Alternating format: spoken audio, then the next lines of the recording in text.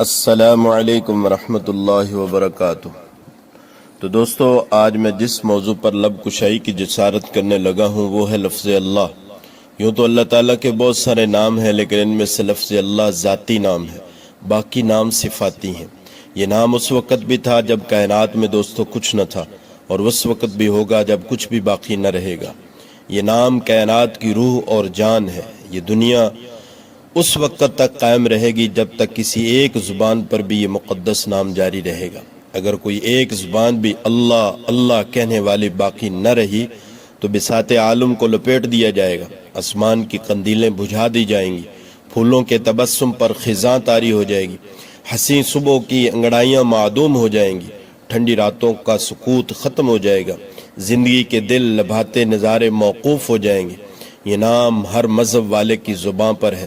کسی نے اسے پرمیشور کہہ کر پکارا، کسی نے الہیہ کہہ کر پکارا، کسی نے اسے برہم کہہ کر پکارا، کسی نے ہومز کہہ کر پکارا، کسی نے آہورمز کہہ کر پکارا، کسی نے یزداں کہہ کر پکارا۔ اگر گوش ہوش کے ساتھ سنا جائے تو پھولوں کی مسکراہٹ میں اللہ اللہ ہے، چڑیوں کی چہچہاہٹ میں اللہ اللہ ہے، پتوں کی سرسراہٹ میں اللہ اللہ ہے، اور کرنوں کی جگمگاہٹ میں دوستو اللہ اللہ ہے۔ اس نام کو جب حضرت آدم علیہ السلام نے ورد زباں کیا تو ان کا اضطراب سکون میں بدل گیا۔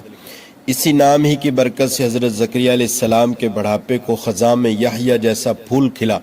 اس نام ہی کی تاثیر سے سیدنا ابراہیم علیہ السلام کے لیے دہکتا ہوا گلشن الاؤ گلشن بن گیا۔ اس نام کو یونس علیہ السلام نے مچھلی کے پیٹ میں پکارا تو غم اور تاریکی سے نجات مل گئی۔ حضرت موسیٰ علیہ السلام نے دوستو پکارا تو پتھر سے چشمے جاری ہو گئے اور اچھلتا کودتا دریا خشک ہو گیا۔ حضرت عیسیٰ علیہ السلام نے اللہ کا نام لیا تو نابینا بینا ہو گیا، کوڑی تندرست ہو گیا، مردہ جی اٹھا۔ حضور اکرم صلی اللہ علیہ وسلم نے جب اللہ کا نام لیا تو کنکریاں بول اٹھیں، چاند دو ٹکڑے ہو گیا، چٹانوں سے زیادہ سخت دلوں میں ہدایت کے چشمے پھوٹ پڑے، عرب کے شہر اور بستیاں رشد و صلاح کے نور سے جگمگا اٹھیں۔ غرض یہ کہ اللہ کا نام لینا کبھی بیکار نہیں جاتا۔ یہ نام ایسا مبارک اور بامعنی ہے کہ اگر اس میں سے کوئی حرف گرا بھی دیا جائے تب بھی اس کا معنوی حسن برقرار رہتا ہے۔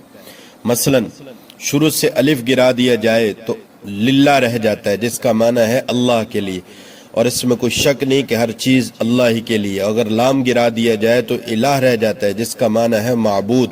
قرآن مجید میں ہے وَإِلَٰهُكُمْ إِلَٰهٌ وَاحِدٌ، اور تمہارا معبود ایک معبود ہے۔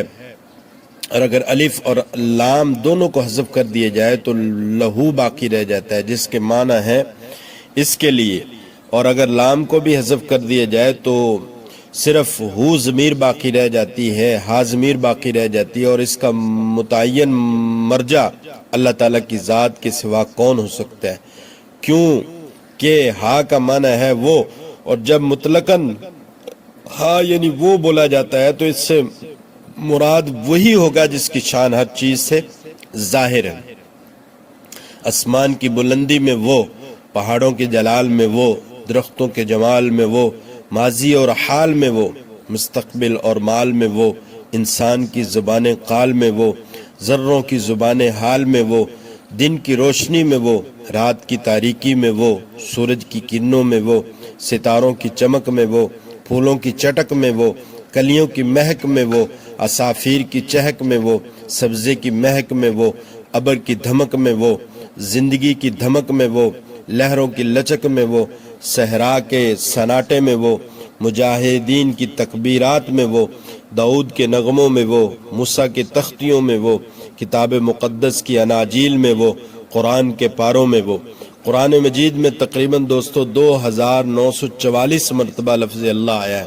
انسان نے اسے غاروں اور ویرانوں میں تلاش کیا، مگر غیب سے آواز آئی وفی انفسکم افلا تبصرون، ادھر ادھر بھٹکنے والو ذرا اپنی ذات میں جھانکو تو صحیح، تمہاری گویائی میں وہ، تمہاری سنوائی میں وہ، تمہاری بینائی میں وہ، تمہاری سانسوں کے زیر و بم میں وہ ہے۔ یوں تو وہ ہر چیز میں ہے، لیکن ہماری ظاہری آنکھیں اسے نہیں دے سکتی۔ لا تدرکہ الابصار وہو یدرک الابصار، کسی شاعر نے کیا خوب کہا ہے، تو دل میں تو آتا ہے سمجھ میں نہیں آتا، میں جان گیا تیری پہچان یہی ہے۔ دعا کریں کہ اللہ رب العزت ہمیں اس نام کی عظمت اور اس نام والے کی معرفت عطا فرمائے۔